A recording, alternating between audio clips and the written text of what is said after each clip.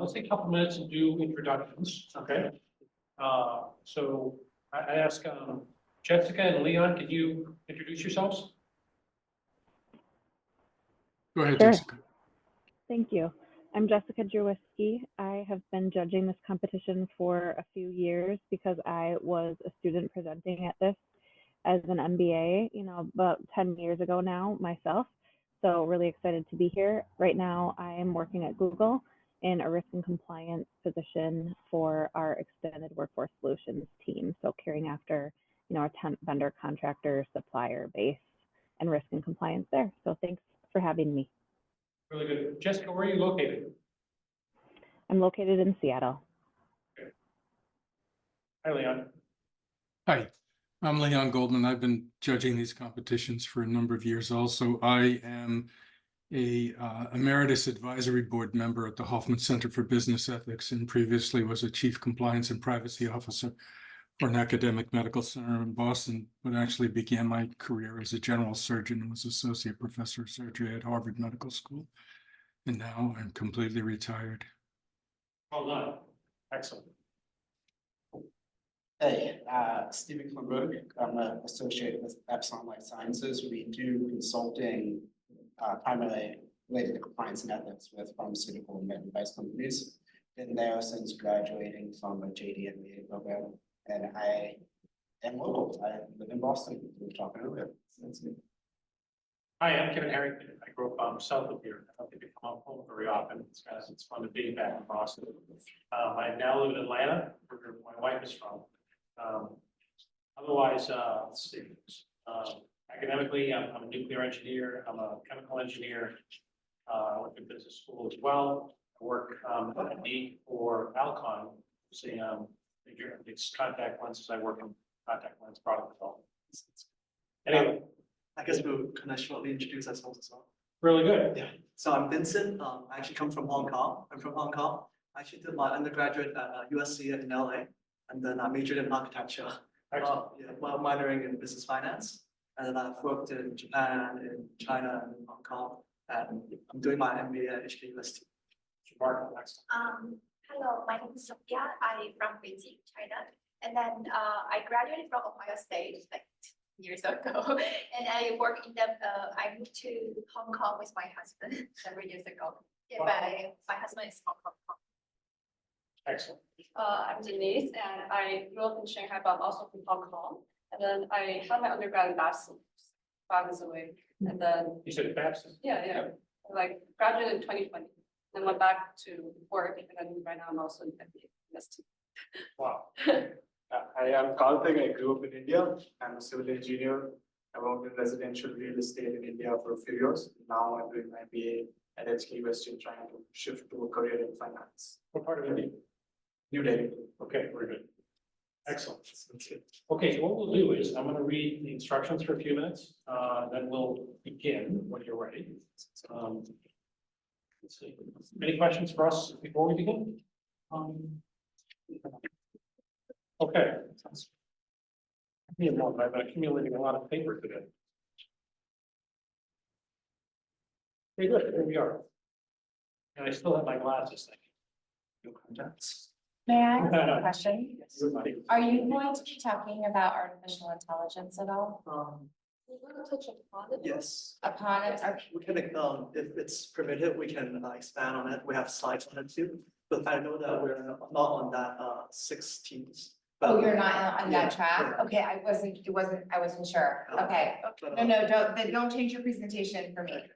we have slides on it if we can engage it. I'm curious if you know, what time is it in Hong Kong right now? It's 12 hours. Shut us back. So it's 5:30 a.m. Yeah, it's Very exactly good. 12 hours. Wow, okay. Thanks again for being here.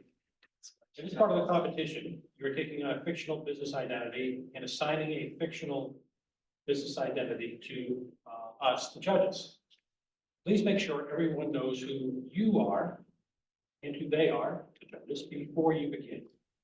You'll have 25 minutes with a 5-minute cushion to describe the legal, financial, and ethical dimensions of the problem and recommend a solution that passes muster on all 3 counts: legal, ethical, and financial. During this time, teams will be uninterrupted. When you are finished, judges will ask you questions for 20 minutes. During the question and answer, both you and judges will stay in character. After the Q&A, the judges will give you feedback outside the role-playing simulation. Some important things to keep in mind. The ethical aspects of your analysis are the most important part. However, these should be described in a simple, practical, common sense fashion. Using technical or philosophical terminology, basing your argument on religious or theological grounds will be considered a serious weakness. Similarly, any member of the team reading his or her part will also be considered a significant mistake. Although you may use notes. During this presentation, every member of the team must have some sort of speaking role. Okay? Very good. Are we ready to begin? Yes. So, hello, esteemed judges. Today, we're representing Harborview Consultants, and you are the senior manager of YouTube. And today we're presenting you a solution that we identified and a problem that we identified, which we come up with a solution. So today, we're going to introduce easing YouTube's echo chamber problem, steering towards a balanced content recommendation. So our executive summary for today, a proposal, we have identified a key problem, the echo chamber problem, which we'll expand on later. Secondly, we identified two major problems, pain points. First, the content exhaustion problem that users have for YouTube. And secondly, the user are currently having shorter and shorter expansion span, which YouTube is struggling to deal with. And we have come up with two major solutions. One is to push innovation. We'll introduce the YouTube content diverse bar, labeled as YouTube Blend. And secondly, to raise general awareness for YouTube users to so that they are aware that they're consuming content that are diverse. So secondly, we want to emphasize on embracing core values, set up inner ethical committee to hold management meetings and promoting core values.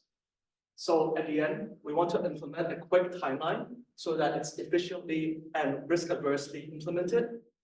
For our total goals today, we want to have a diverse content offering to reposition YouTube as an ethical company, for viewers to escape the echo chamber effect, and also for YouTube to increase advertising revenue while also increasing monthly active users. And today I'll move on to our main topic, introducing YouTube's ethical issue. So what is an echo chamber?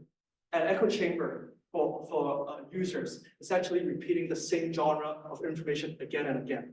Take, for example, you're a supporter of Biden or Trump, and you're playing the same video again and again. And this is what YouTube has led to. You're auto playing the same genre again and again, and this dimension will be explored further down. Before we dive into the echo chamber effect, let's focus on the business dimension of YouTube. We have identified three stakeholders who they associate with YouTube. First is content creator who produce and upload diverse content onto the YouTube platform. Second is advertiser who leverage YouTube as a medium to reach their potential customer. Third is viewer who consume content on the YouTube platform. Today, we focus on viewers and viewers' demand. Now, let's look at YouTube user base. From the research, we have identified that Gen Z and millennials take around like 70% of the total user base in 2023. So as the primary demographic using the platform, their need matter to YouTube future. In addition, let's look at competitive landscape of YouTube. In the 2003, we noticed that YouTube emerged at the second place most widely used social platform in 2023. Now let's explore some significant feedback from Gen Z and millennials. From most of the feedback, the major concern for them is they are tired of content exhaustion. They want something new. They value diverse content, which provide different perspective and offer a new opportunity to learn new stuff. But right now, what they can do, if they want to break out content exhaustion, they have to turn off the apps or switch to other apps. So this will result in a lower engagement rate and engagement rate. In addition, we also noted that from their feedback, they prefer shorter videos recently. So based on also evidence from the success of YouTube Short, we have noticed that millennials and the Gen Z prefer diverse content and short videos. Based on several evidence, we have identified main needs for Gen Z and millennials. There are three. First, diverse content. Second, word-of-mouth opinion. Third, short videos. Based on their need, we have identified two main points. First is YouTube content exhaustion from the echo chamber effect, and also the second is user attention is getting shorter and shorter. Recently, YouTube has already launched YouTube Shorter, which targets on the second pinpoint. However, it leaves only the first pinpoint unsolved. So today we recommend YouTube to focus on that one, and we'll also provide solution to that. Look at current situation right now. Based on the situation, YouTube experienced increase growth in the monthly active user, which is called MAU. From the 2026 to the 2021, it has increased which is 10.2%. However, in the following year, from the 2022 and 2003, it dropped to only 0.7%. From the YouTube revenue side, it followed the similar trend. In the 2022 and 2023, the growth rate for the revenue is only 7.7%. Also, for the revenue division, we noticed that advertising revenue accounts almost like 90% of the total YouTube revenue. So caring for the millennials and the Gen Z's need is help YouTube to further growth. So when we look at the video, for example, if you're a Trump supporter, you actually do, if you autoplay a video, which 70% of users do, you keep feeding you the same video over and over.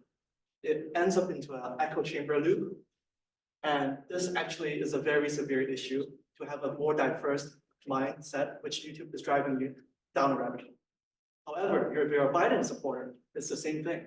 If you autoplay a video again and again, it will keep driving you to the same rhetoric for you to have a more kind of polarized view on things.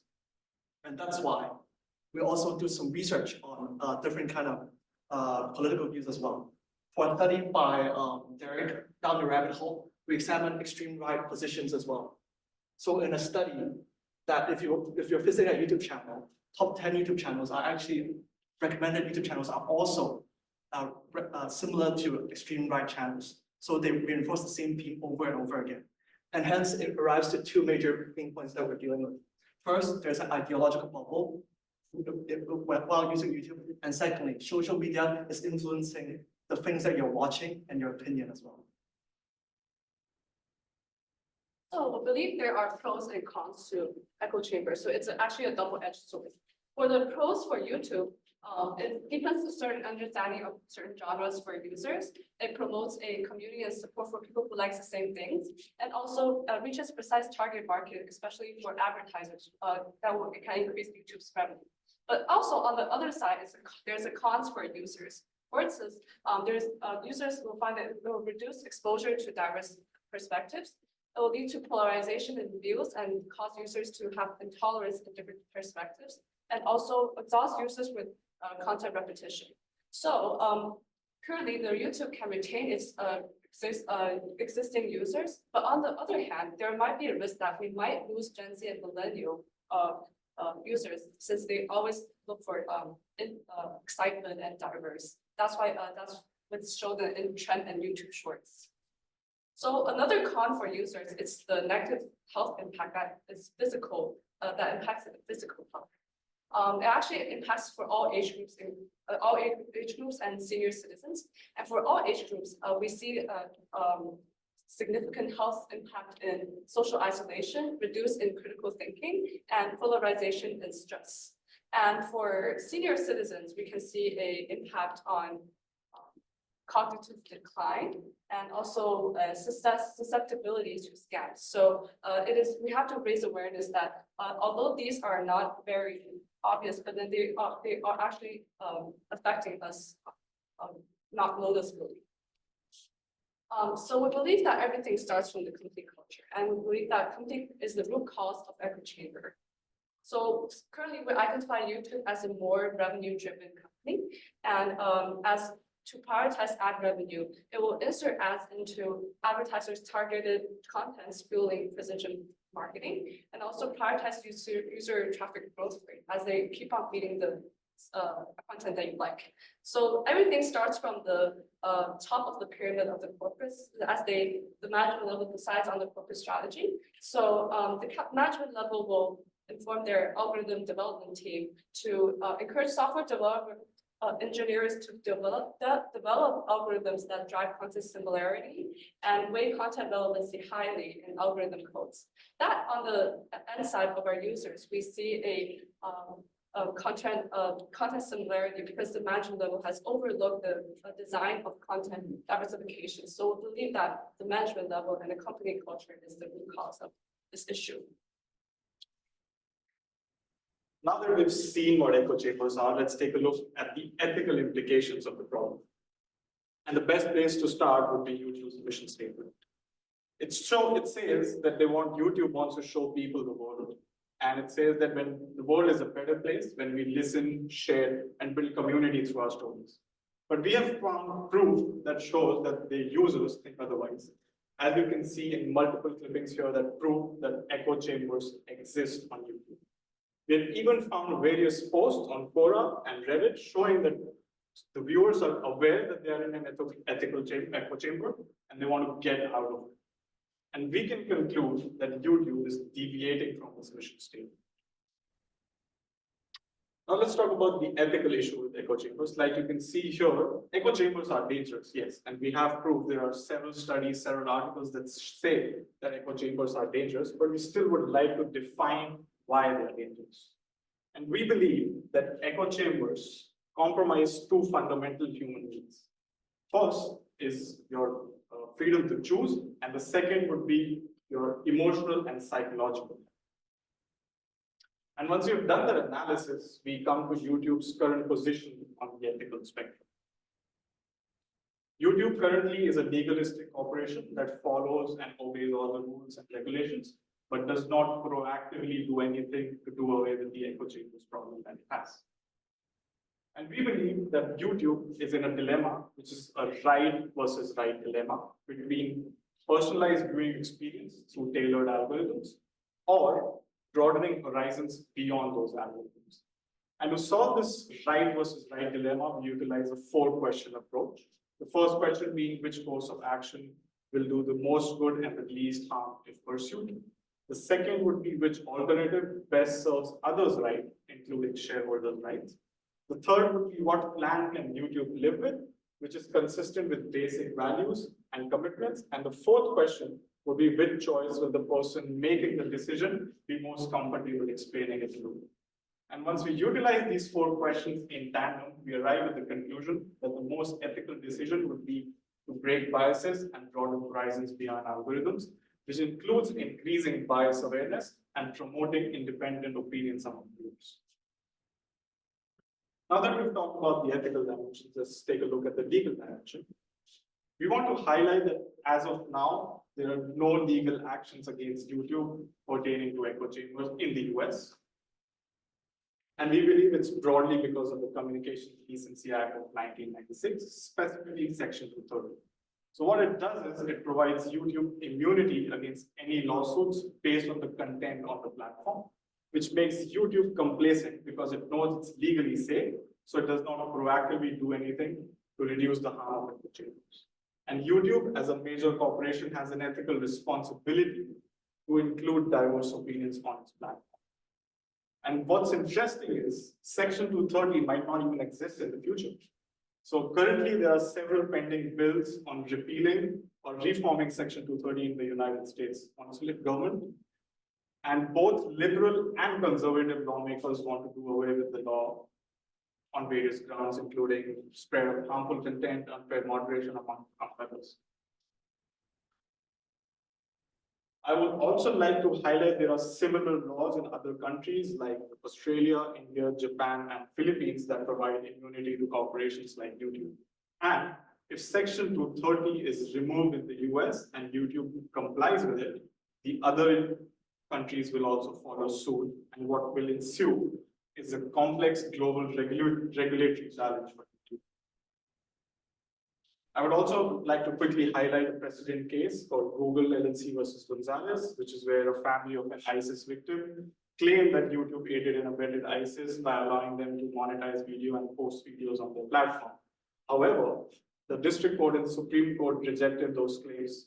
First, district court by barring the claims through protections from Section 230, and the Supreme Court said that they have no legal right as of now to prove that YouTube was abetting ISIS.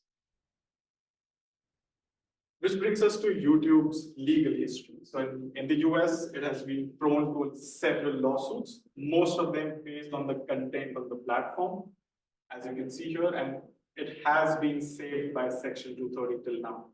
They even paid a record $170 million for alleged violations of children's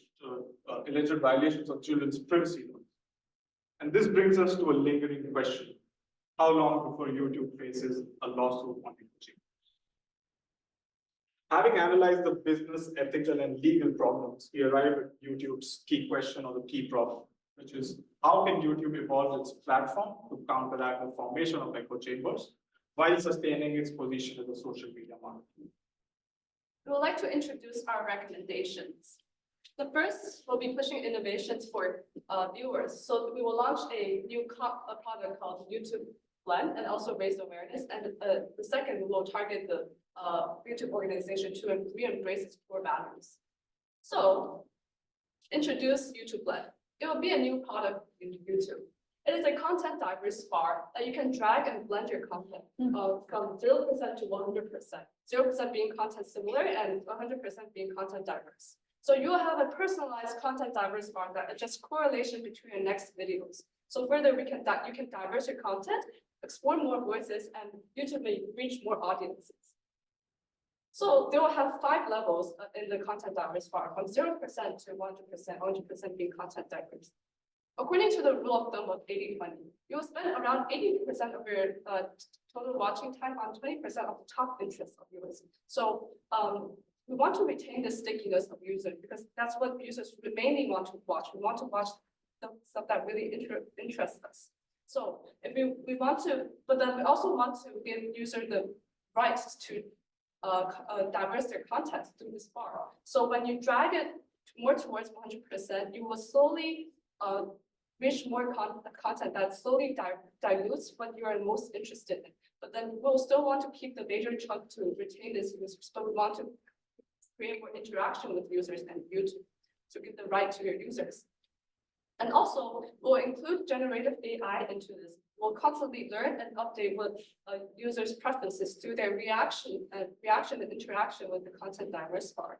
And also, generative AI will generate a monthly content report for the users, personalized, and it will provide regular feedback for the user. So how will it be? For example, I've been watching this Michael Jordan video. In the past, it will originally be a rabbit hole that it will keep on recommending the same Michael Jordan or basketball videos to me.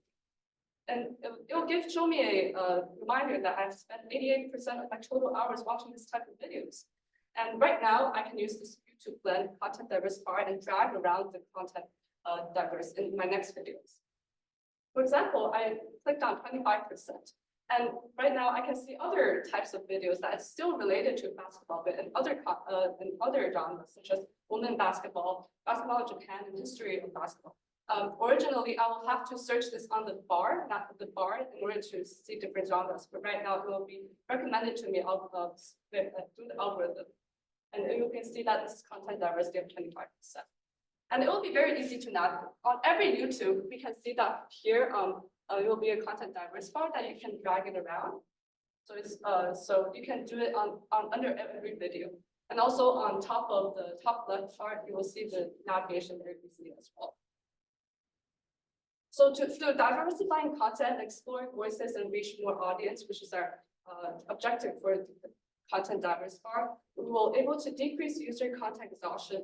And for the benefits of users, we'll expand user diverse content toleration and also promote intellectual openness. And for YouTube, we'll retain existing users and re-attract old users that has left YouTube because of content related back through launching this YouTube plan? In addition to the YouTube content diverse bar, we also recommend two applications related to them. We call it the first YouTube blend ads, and second is monthly content report. And through this application, we want to aim to raise viewers' awareness toward the buyers stemming from the echo chamber effect. Our goal for the YouTube is to foster a more diverse and healthy viewer environment. Now, let's look at what the YouTube blend ads looks like. When a viewer drag the content diverse bar less than 50% for several times, the YouTube should promote a content advertisement immediately to their videos. They will work as a reminder that how many hours they have spent on the similar content and how many hours they have spent for one side of opinion. This will work as a reminder for them and give the choice to encourage them to diverse their content. And second, we also is called monthly content report. It will target all the viewers. It will indicate how many total hours you have spent on the YouTube and how many hours you spend on the similar content. What's most important we want to highlight is that it indicates the percentage of how many hours you spend on the similar content over the total hours you spend on YouTube. Okay, now, as we mentioned before, the root cause for the echo chamber effect is the content culture. And right now, we encourage companies to use a 3-step we call SHP to embrace the core value of the company. The SHP stands for set up inner ethical committee. H stands for hold management level monthly workshop. P called promote core value. Through this 3 actions, we aim to raise the company awareness to the echo chamber effect. And we hope that through this reaction, the YouTube will reform YouTube's mission and value, and also for a long-term success. Now, let's dig into the 3 steps. The first, set up inner ethical committee. The most important part is that we recommend YouTube to insert one of the committee member into the board member. And also the ethics committee will establish ethical guidelines, will ensure that decision-making process is in line with the ethical principle.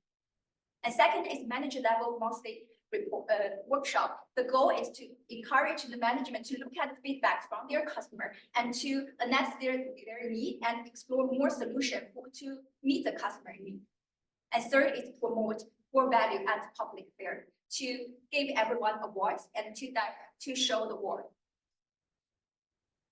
So for our implementation timeline, we want to execute this project quickly so that it's a more risk-averse proposal. We will conduct, for the first quarter, to conduct a testing period to make sure that everything works well and for us to receive feedback from users.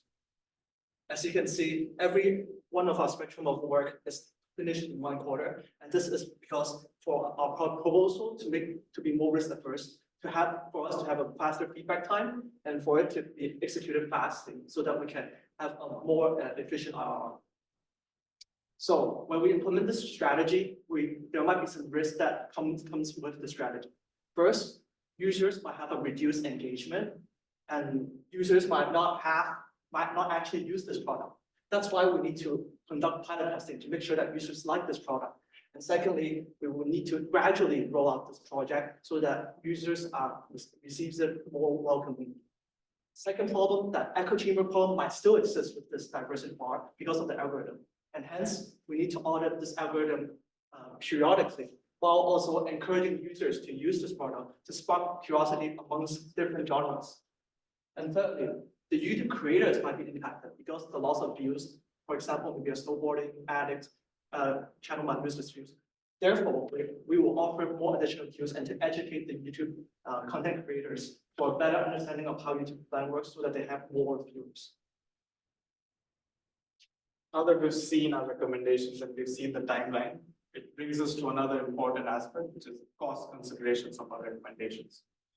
For pushing innovation, it will cost YouTube $150 million US, and re-embracing core values will cost YouTube another $30 million US, which brings us to a total project cost of $180 million US.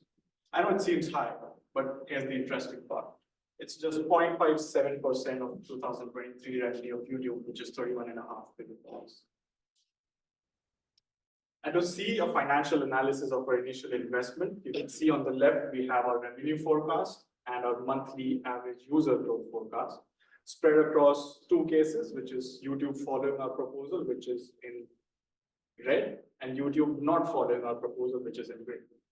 In the revenue forecast, you can see if YouTube follows our proposal in the year 2027, it will end up with an additional $2.8 billion. Whereas in terms of monthly average user growth, it will grow to 92 million users per year instead of 71 in the year 2027.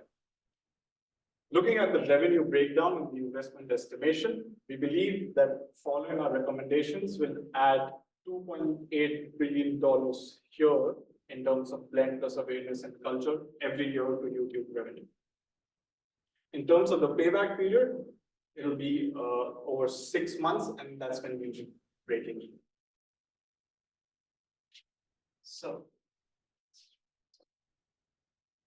and this brings us to YouTube's renewed position on the ethical spectrum. Once they've followed our proposal, they've implemented it. Our innovative solution, YouTube Blend, will help YouTube align with its mission statement, which is showing people the world. And re-embracing YouTube's company culture will allow YouTube to become an ethically driven, future-ready platform, going from a currently legalistic corporation to an entirely ethical corporation. So to conclude, we propose for viewers to escape the echo chamber effects while sustaining YouTube as a social market media leader. So the key problem that we are about today is the echo chamber effect. And our solution to launch YouTube Blend and to use the monthly content report and YouTube Blend ads to raise awareness will have an effect to promote diverse content environment to different voices. That's how YouTube can show people the world. Secondly, YouTube's current business stagnation. Currently, the monthly active users growth has slowed down significantly. The revenue growth has slowed down significantly. However, through our responsible expansive model with YouTube Blend, we foresee that YouTube will drive new revenue growth and new MAU growth in the long term.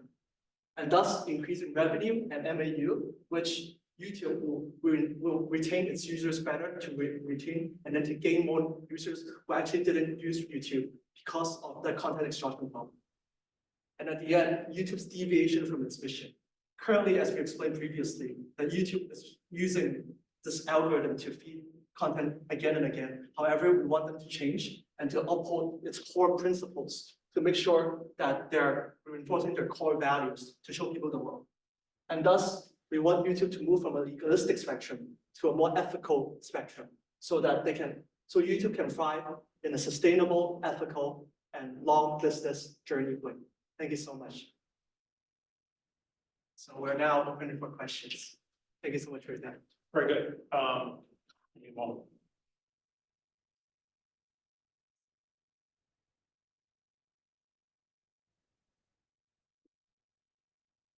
Okay, so my first question. What makes the issue you're discussing an ethical issue? So what makes our issue, we actually prepared a slide with us because we know the question. So Collaboration between the judges and the participants. yeah. So we identified kind of 5 key points that makes this an ethical issue. Because of the personalization and bias that we mentioned before, that this YouTube problem can create filter bubbles. For example, what the echo chamber I showed you, Biden, Trump, going back the same thing again and again. This creates a bias. And secondly, the spread of misinformation. For example, if a view is shown and you're seeing that view again and again, and this view is incorrect, this will be showing you a misinformation again and again, which changes your view. Thirdly, the engagement versus public interest. Although echo chamber might kind of increase your usage rate, however, the public interest is to kind of have a more diverse opinion of things. Fourth, for platform to be more responsible because YouTube is a very big platform and it has responsibility. And fifth, the user awareness and control. That user needs to be more aware of what they're watching. Hence, we believe that for the freedom of choice and emotional psychological health, which would have compromised fundamental human needs, which is the main basis of what ethics is. And that's our answer. Very good. Excellent. I have 2 initial questions. what's our ethical responsibility if we're going to be identifying, it sounds like we're going to be identifying content that we or let them say is misinformation. Do we then, as a company, have any ethical responsibility to inform users that we determine that this is misinformation? So, as I understand, you're saying that YouTube should inform people that this is misinformation or fake news, something similar to what Facebook and Twitter is doing. But I'm sorry, but our recommendations are allowing viewers to view different viewpoints. We're not telling them what's right to watch or what's wrong to watch. It's basically giving them a freedom to choose what they want to watch instead of the algorithms thinking what they want. I thought with respect to misinformation, it was, okay, it'd be like, this is misinformation, we're gonna give you. We would label it as information. I was concerned that we would have, databases saying what this content is misinformation. If it was anything. In terms of the diversification, how would we determine what's appropriate to do to share that? It's like, say, you're saying Biden and Trump.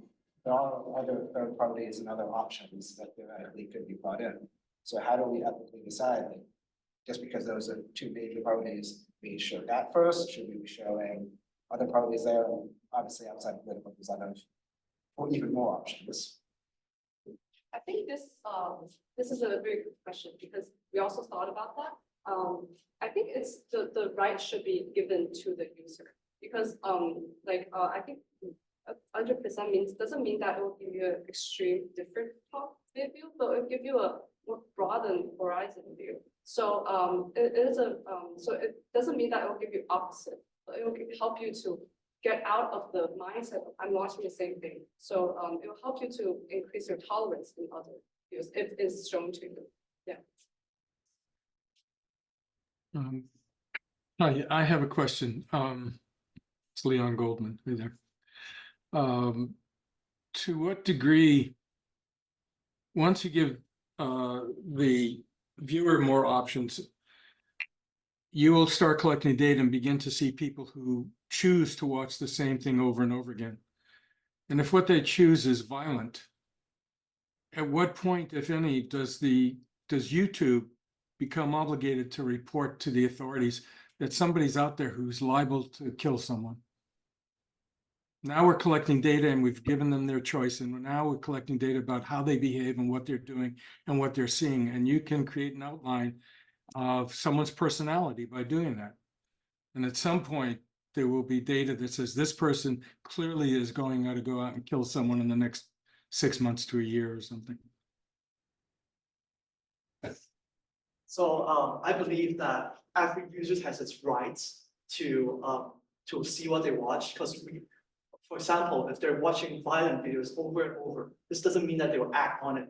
And that's why we believe that we are providing options for users to not control what they're watching, but to allow them to watch what they're watching. And for your question on should we alert authorities on this matter, I think that every user has its own freedom to watch whatever they want, and hence we should not kind of alert authorities on this potential matter because we cannot control what can they act on. So that's our answer. Should we be alerting parents if you have children who are underage?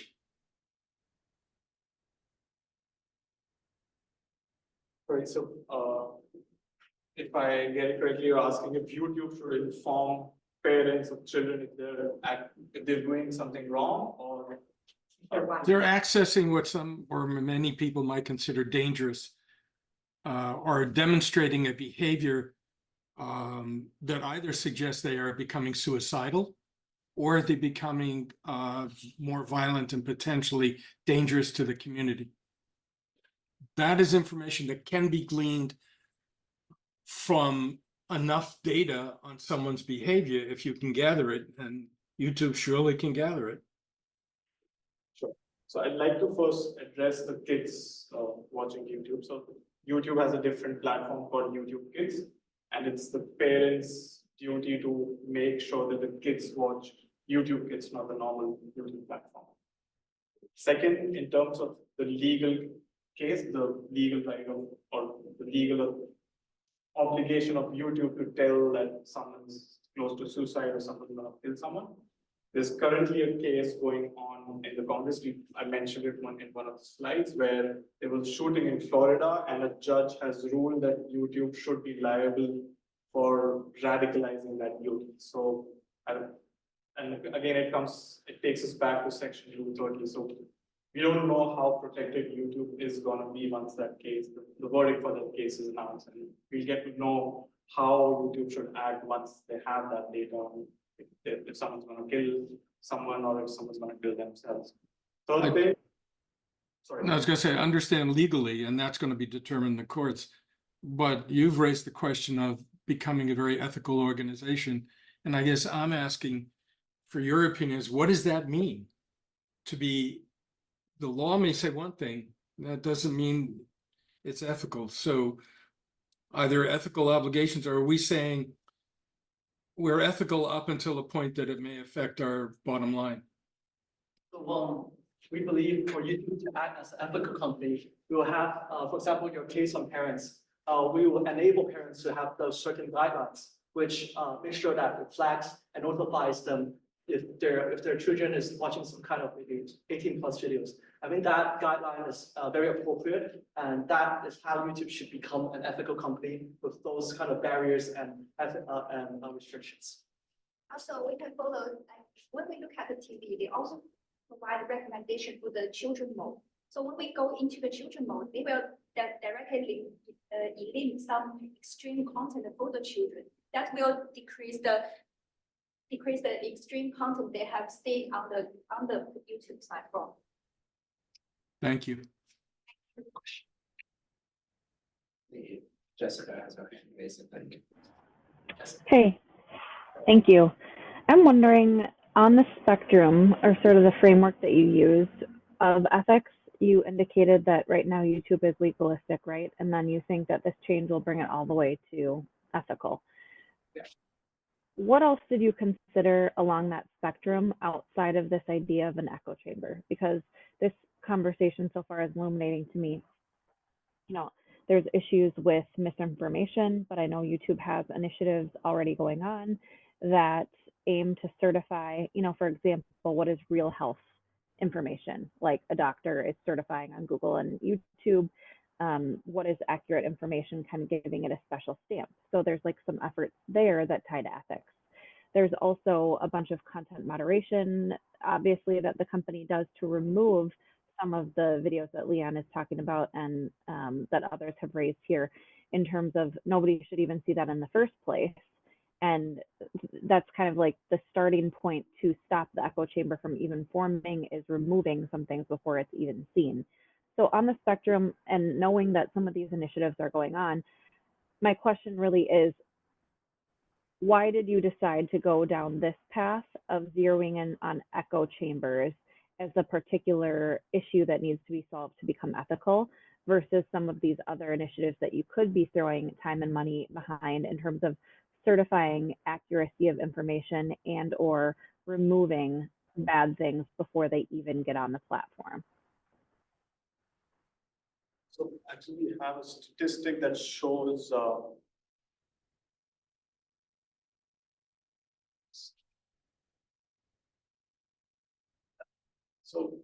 on YouTube, there's 500 hours of fresh content generated per minute globally.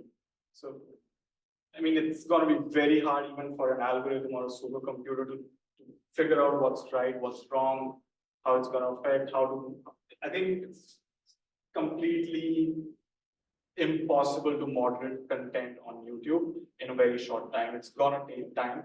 And by the time you have that data to figure out, okay, this content is safe to watch or not safe to watch, the damage is already done. That's why we say, give people an option to watch something that's not in their bubble or something that can help them get out of echo chambers. Because YouTube's current algorithms are designed to show people what they want to watch. And we mentioned in the slide that it's a right versus right dilemma. We're not saying it's wrong, but why not do everything? Why not do both when you can generate revenue and it does not affect your bottom line, and you can be ethical as well. So I guess to add on that, I'm a big personal user of YouTube, and I actually find YouTube as a social media a medium has the biggest echo chamber problem out of all the out of social media. So, for example, people are now moving to TikTok, or people are using Instagram, and one of the major reasons a lot of my friends are actually moving to TikTok because of that content, not that echo chamber problem.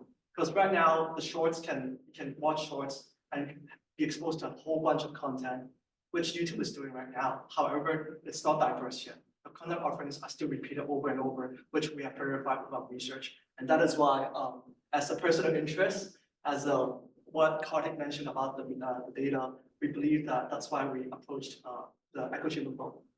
And also from, as we mentioned before, several significant feedback from the Gen Z and millennials, their desire for diverse content, which represents they want diverse content to indicate different opinion or want to provide a new opportunity to new things. However, right now they don't have solution to do with that. The only thing they can do is turn off apps.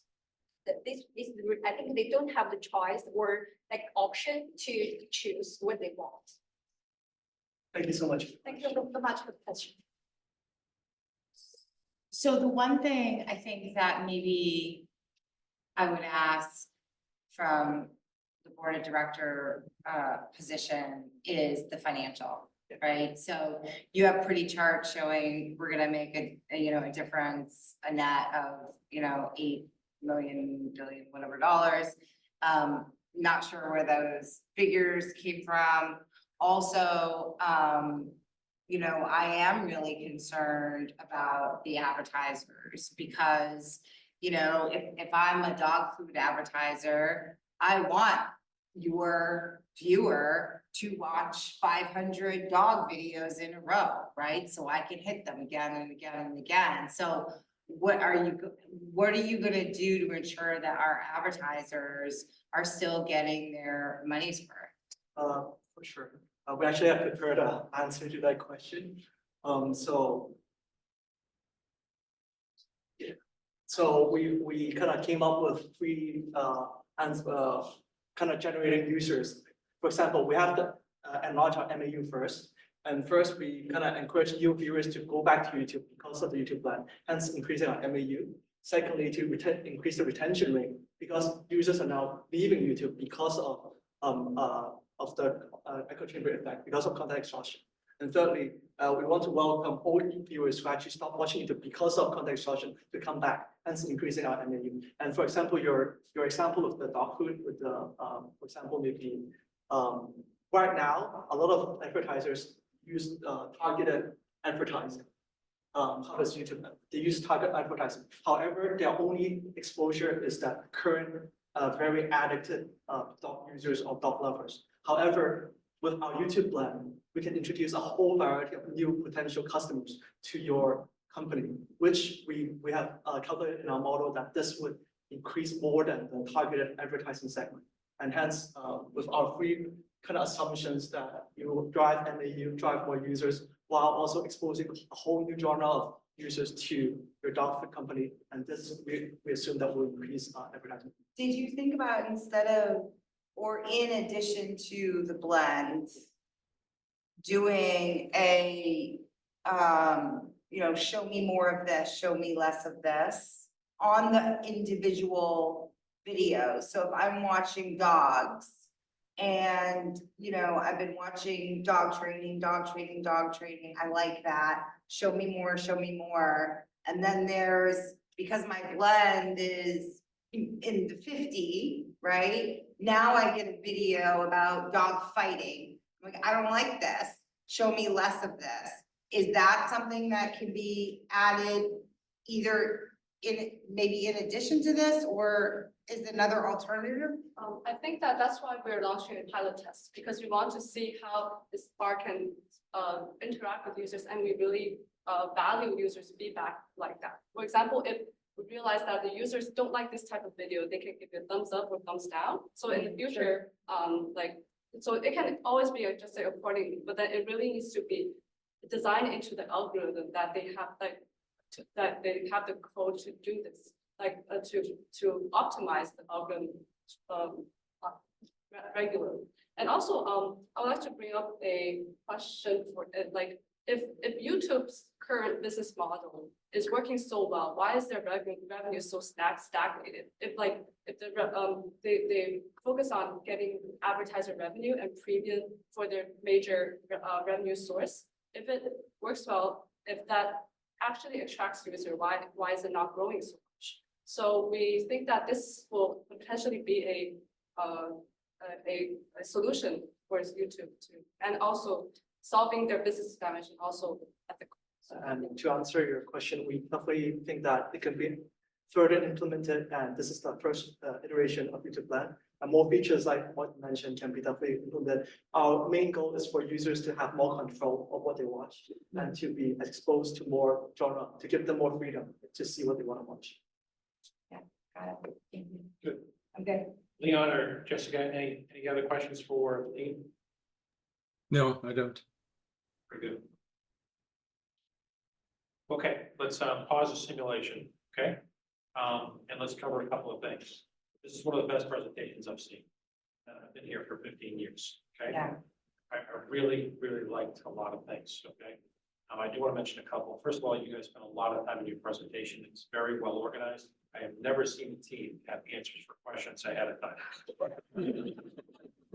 With their appendix, how many slides do you have in your appendix? I just want to know. We actually have an AI angle that we do. They have 72 slides? We actually prepared an AI angle if we. So stop right there. Go back to that last slide. Go back to that last one, okay? Now, okay, that is outstanding. So one of the things I talk about with my teams when they present this leadership is I say, where is your money slide? That's your money slide, okay? Keep it in front of you, and also be ready to tell people where it came from, because you're gonna get asked, okay? So I'm just gonna spend an enormous amount of time in your presentation. It is outstanding. I would hire you to do my presentations. You get tired of it. Anyway, a couple of other things I really like. I love the executive summary up front. Well done, okay? When you present to senior executives, at least the ones that I work for, they have the attention span of a goat. And when you tell them up front why you're here and what your point is, that's awesome. It's really, really good. The other thing is they get interrupted or they can interrupt you, and the list goes on. So keep doing that, okay? I also like that you connected the problem with the solution right up front. That was really good. I liked your animation. That was excellent. That takes time and effort, okay? Echo chamber, the couple things that caution you on, just be considerate of. There are hackneyed phrases and there are acronyms. Try to avoid them, okay? Acronyms particularly. If you're going to use an acronym, you define it the first time and keep defining it. I just get drowned in acronyms all day long and week long. And inevitably I see acronyms mean something to me from a past life. I mentioned to another team earlier, API was an acronym they use. API to me is an acronym for pharmaceutical ingredient. Okay, that's not what they were talking about. And the list goes on. Okay, so watch it on acronyms. I really like that you weren't reading your slides. Okay, thank you. I like that you made eye contact throughout. I like that you were all four of you was consciously aware of you were physically standing in making room for each other, and that you would step up who was ever speaking. That was outstanding. Okay. I'm not amongst the generations you mentioned. I have sons who are, and I was only when I went to business school that I became more sensitive to differences of how generations and generational behaviors and norms influence our behavior, our values, and how we think. Excellent part of your discussion. Really good. Okay. One other caution. Unfortunately, you share with me a tendency to speed up when you're either nervous or you have a lot of information. Slow down.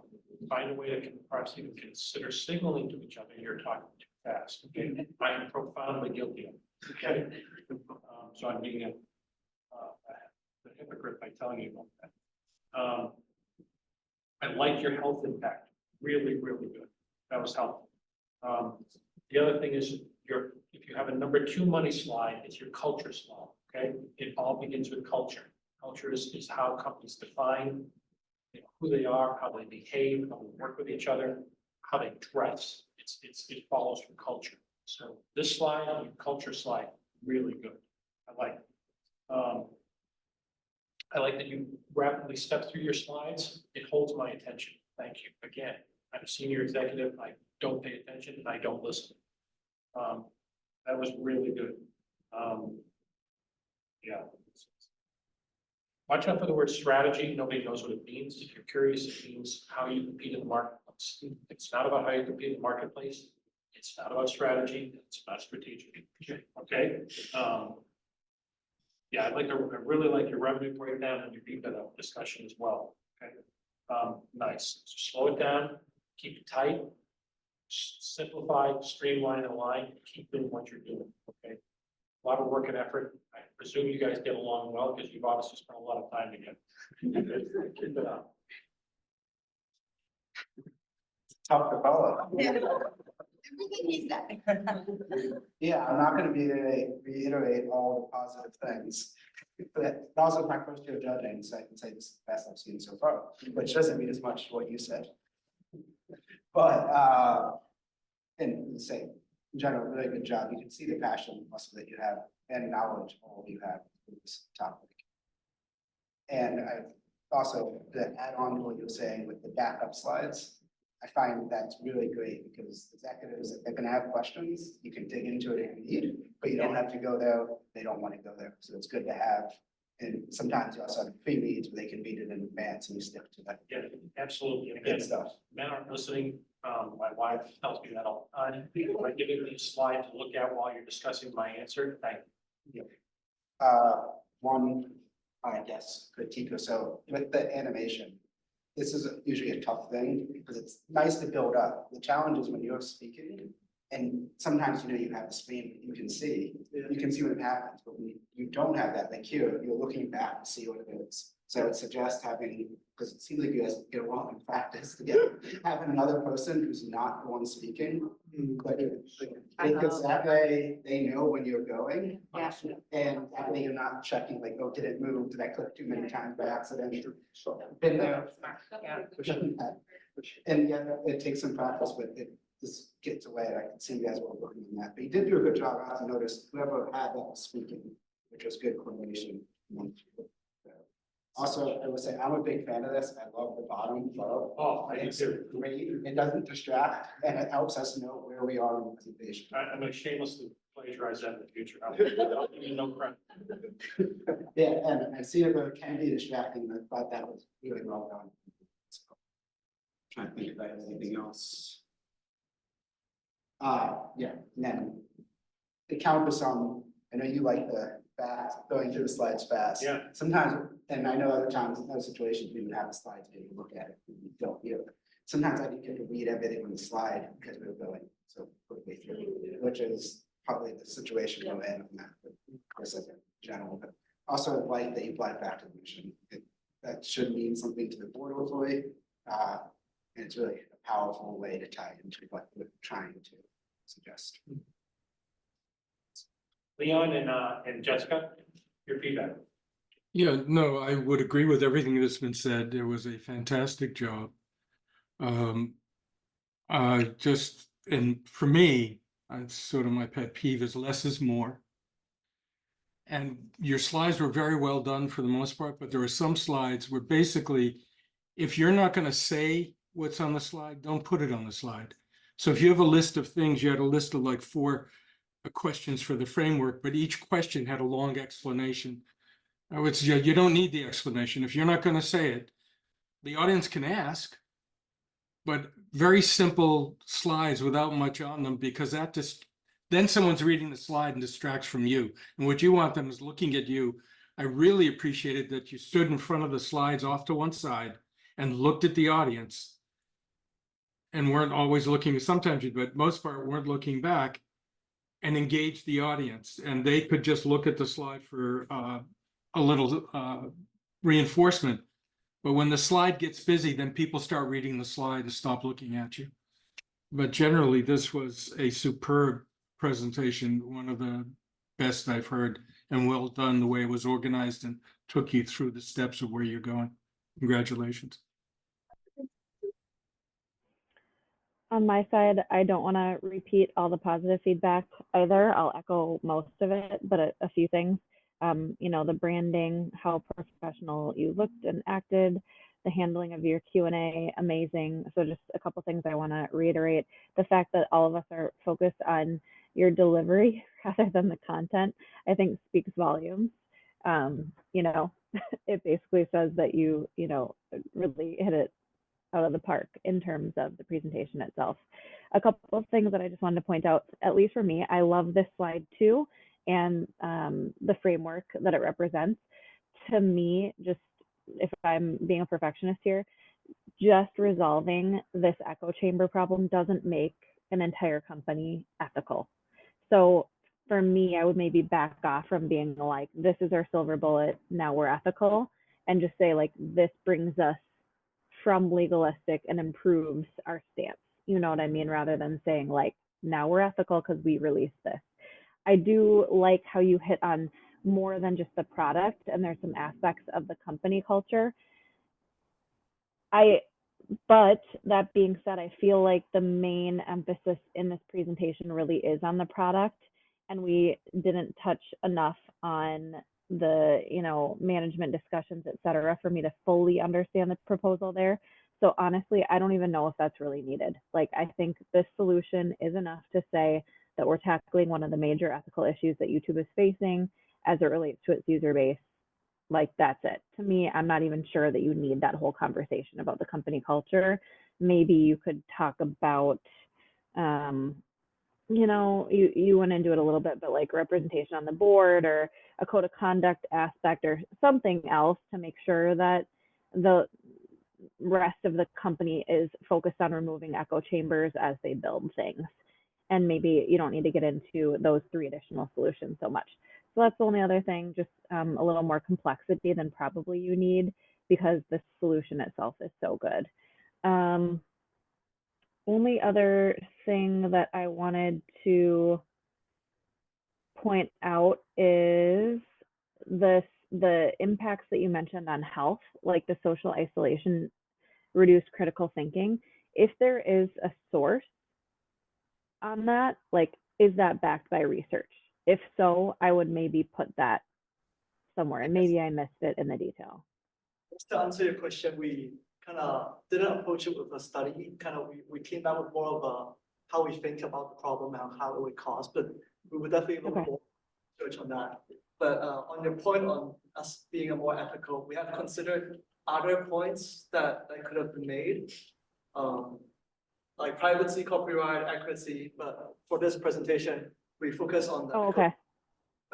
Well, I do agree with you. We have to deal with all these 9 points or 8 points for YouTube to become an actually applied fully ethical company. But for this topic, we chose the echo chamber problem, and definitely we will look more into that when we actually pitch it to the YouTube board.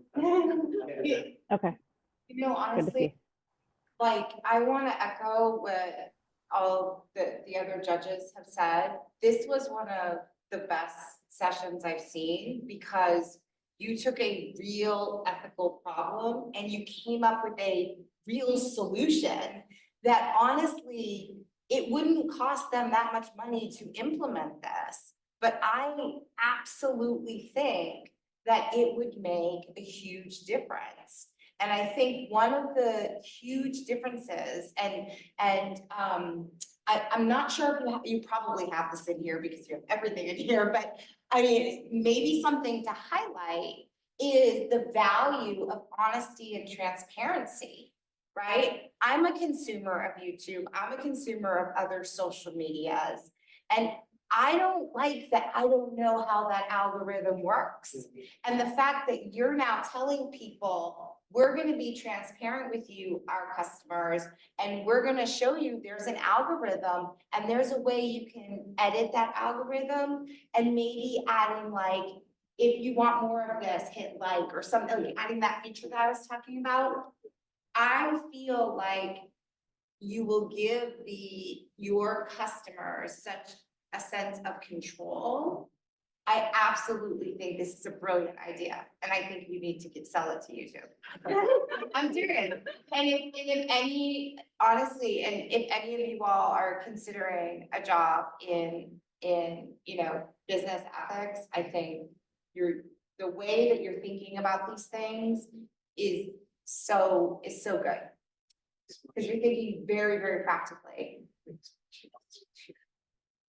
And I agree with Jessica, the other part, the part about the culture and stuff, that's very important, and, you know, all these other things that can be more ethical, all very important.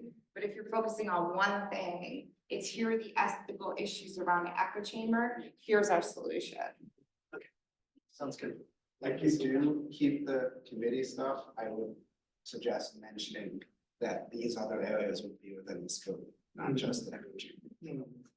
Because we kind A of, bigger picture of looking at all of the ethics of YouTube, because exactly. we kind of prepared it as a question, like if you guys actually ask, we should show this. But I that's didn't not- want to go too much Yeah, topics, too to also long be like a bit confusing, I guess, so Yeah. just narrow it down to. Yep. My understanding, the other ones are shorter too, so I kind of agree, I think, yeah, 10 a minutes. strong message, if you want to simplify it. And if you want to do that, I mean, you have to make the decision if you want to focus just on the echo chamber and the ethical issues around the echo chamber and your solution, right? Or if you also want to talk about the bigger picture, and then to Jessica's point, solving one problem does not make an ethical company, right?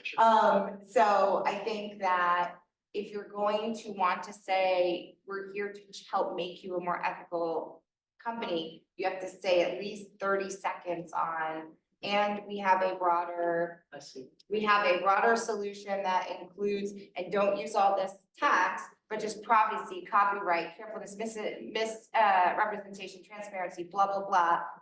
Right? To take you all the way down the journey to become an ethical company. Sounds good. Sounds good. Any questions for us? Okay, I have two other things I just want to talk to you about, very briefly, but otherwise, thank you for coming to the US to give this presentation. It was outstanding. I'm glad I got up there to see it. I mean that sincerely. Just like, appreciate it. Thank you so much. Thanks for everything. I guess one question. Yeah. Is, we actually prepared some, because when we are doing the task, we've also kind of considered AI on this presentation. It But, is AI, yeah, this is But, just something else, the other. Yeah, because we were thinking, I know that you guys identified the AI companies as the general question, because what we prepared was more of an AI solution to the echo chamber problem. Like utilizing NLP, reinforcement learning, or NLP to kind of deal with these whole spectrum, which we didn't present today, but because we just want to know how, in terms of should we have kind of touched on this? Well, okay, sorry, I mean, I'm not anywhere close to an AI expert, which is crazy, they made me the AI judge, because I don't even know what AI stands for. But the point is, isn't the whole concept of the algorithm that is showing you the content to lead to the echo chamber, isn't that AI? Yeah. Right? And so what you're saying is, we're gonna adjust our AI, we're gonna focus on fixing our AI, is really what because here's the thing, if you weren't using, I have YouTube, if YouTube was not using AI, right? I wouldn't get any video content, right? It would just be whatever, what's the next video that was uploaded by date, right? So I would go from watching dog training videos to cooking to whatever, right? It's your AI that has caused this problem. Really good. And what you're saying is we need to fix the AI. Now, you're talking about additional AI. I'm not really sure what that looks like. What is additional? So we kind of prepared, yeah, so basically to. Serious Yeah, analysis. so just kind of different AI elements that can be more incorporated in the AI the YouTube blend, and kind of basically what we can implement more on that AI algorithm for the YouTube blend, and hence we just picked a few kind of models because we did take some AI classes back at school. So we just kind of covering some elements into this bar or into this relevancy bar, and hence. Yeah, although we didn't mention it today, but just on. Yeah. Yeah, should we touch more on? Well, I mean, do you want to be considered in the AI group? Because I can ask Tom if you can be added. I think actually it would be great if we could. Because I think in the executive summary, probably, I think we didn't make it clear, but then I think the major of our content is based on around AI. Based on, yeah, artificial intelligence. So I can do that. I can just say, let's add him and, you know, add your guys's name to the list. Yeah, for sure. Thank you. But Thank you yeah, so much. any other questions for us or? What are your plans after, I'm just so curious, what are your plans after you finish with your business school? Because I know you're real estate and you've already been working, you guys have already been working, where do you want to go with your careers? I used to work for Deloitte and accounts for I do the financial due diligence. Yeah, basically in Beijing and Hong Kong. And then after that, I will pivot myself maybe to like say the PE or VC. Yeah. The what, I'm sorry? The Private equity. private equity. Oh, you want to get into private And equity? also like focus on the ESG that part, but maybe like balance the two part. So the ESG. yeah, focus on the energy that part. I used to work in consulting. It's more like industry market research. And then probably looking to pivot also more on like maybe like sustainability investing, maybe like renewable energy investing or other renewable solutions that we're interested in. So I actually majored in architecture at the beginning. So I worked for Japan for a developer, and then I pivoted to healthcare private equity. And then I kind of did this MBA, and I'm now working part-time as a venture capitalist in Hong Kong for the science part. Yeah, and I think that's the trajectory that I'll continue on, the private equity venture capital. So I'm a civil engineer now, I'm trying to get into finance, so I've taken a lot of finance school, sorry. You were an engineer? Yeah. No longer in it. He did his bad. Once an engineer, always an engineer, but Yeah. trying not to be one in terms of my professional field. So I'm trying to get into finance and I've taken a course on responsible finance, so sustainable investing, sustainable finance is the field that I'm looking at. It's interesting. And I think it's the future as well. So really good. Have you all worked together for a bit of time or have you just, you really took a while? Yeah. We have We started school in we like have August. We started school in August. and Yeah. then I could see them starting their, like, the four of them starting a venture capitalist for sustainable energy investment. And like in 10 years, we'll be like, oh, but it'll have some name. And we're like, no, look how much these people are worth and what good they're doing in the world. And we'll say, it's all due to today. Your IBECC presentation. Picture our future companies. Sure. Thank you so much for Thank your you so time. much. Thanks for inviting Thank you so much. having us. Um,